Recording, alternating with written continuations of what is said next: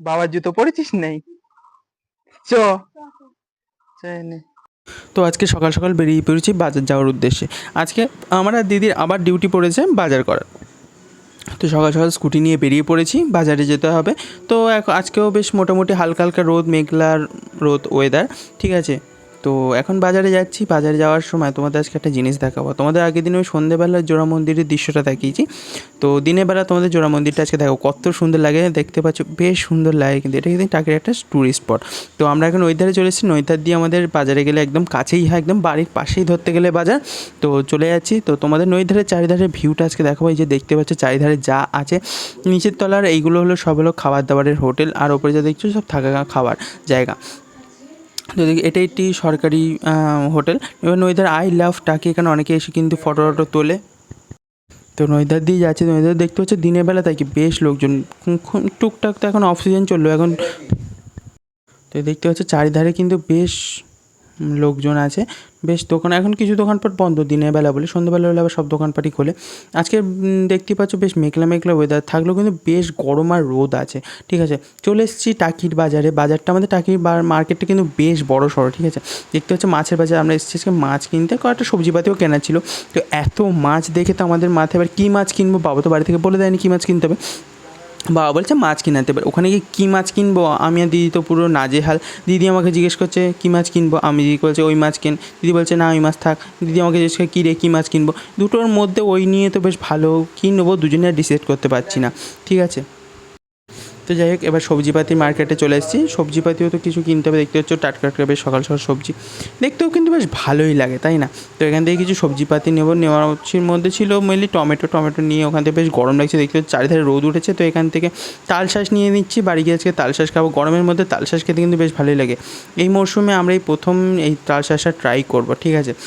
এই বছরের এই প্রথম ট্রাই করা হবে। তো এবারে বাজার টাজার সব কমপ্লিট, বাড়ির দিকেই যাচ্ছি। বাড়ির দিকে যাওয়ার সময় দেখতেই পাচ্ছ বেশ কত রোদ্দুর। দেখতে গেঞ্জির উপর থেকে গেঞ্জি পরা দেখি বেশ গরম লাগছে কিন্তু, ভালোই গরম, মানে এত গরম। দেখতে হচ্ছে রোদ্দুরের পরিমাণটা, তাপটা তোমরা দেখতে হচ্ছে চারিধারে পুরো রোদ। একটু আগে বেশ মেঘলা মেঘলা ওয়েদার ছিল, কিন্তু আস্তে আস্তে চারিধারে কেমন রোদ উঠলো আর কি বিভৎস যে গরম।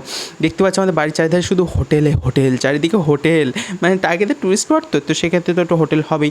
তো যাই হোক, বাড়ি চলে এসেছি। বাড়িতে এসে এইবারে হলো আসল জিনিস, আমাদের খাওয়ার পালা তালশাঁস। তো তালশাঁসটা কাটার দায়িত্ব তো আমার।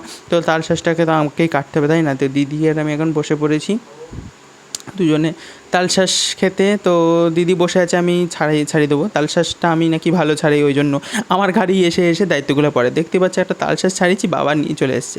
বাবা একটা তালশাঁস নিয়ে নিল, নিয়ে এখন কামড় বসিয়ে দিল, ঠিক আছে। দেখতে পাচ্ছি আমি কষ্ট করে করে ছাড়াচ্ছি, আর আমি একটাও খেলাম না, সবাই খেতে আরম্ভ করে দিয়েছে। তো যাই হোক, তো কী করবো, যাই হোক আমার তো ছাড়াতে ভালোই লাগে। তো যাই হোক, তো এখন কী আর করা যাবে, ছাড়াই বসে বসে, তাহলে সবাই খাক, তারপরে আমিও খাবো, লাস্টে ওদের দেখি খাবো, তাই না। তো ছাড়াচ্ছি, ছাড়াতে বেশ খাওয়া দাওয়া করবো। তার মধ্যে বিভিন্ন ধরনের গল্প করছি, বাবা দিদি আমরা সবাই বিভিন্ন ধরনের গল্প করছি, আড্ডা মারছি। বাবা বলছে বেশ পাকা। তো গোপালকেও দিয়ে দিয়েছি।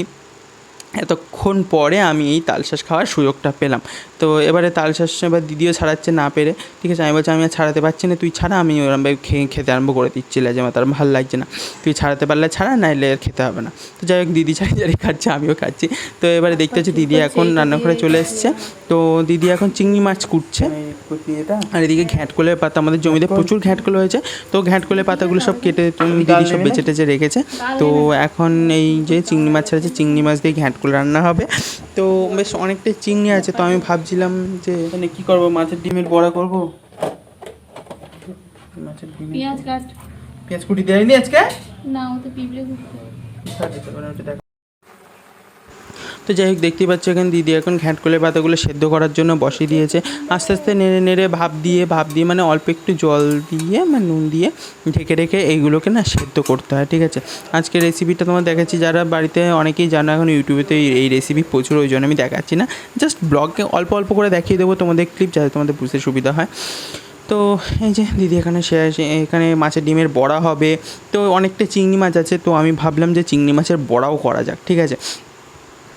তো এখানে দেখতে পাচ্ছ এই যে দিদি এখন মশলা করে নিয়েছে, মশলাটা প্রায় কষানো কমপ্লিট, পেঁয়াজ আদা রসুনের একটা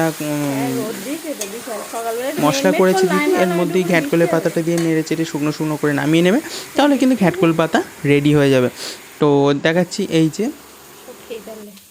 পাতাগুলোকে ভাপিয়ে মিক্সিতে দিদি বেটে নিয়েছে, এবার কড়াই দিয়ে দেবে, দিয়ে দিলে একটু শুকনো শুকনো করে নাড়িয়ে শুকনো শুকনো করে নেড়ে চেড়ে নামিয়ে নিলে ঘ্যাটকলের পাতা রেসিপি কিন্তু তৈরি।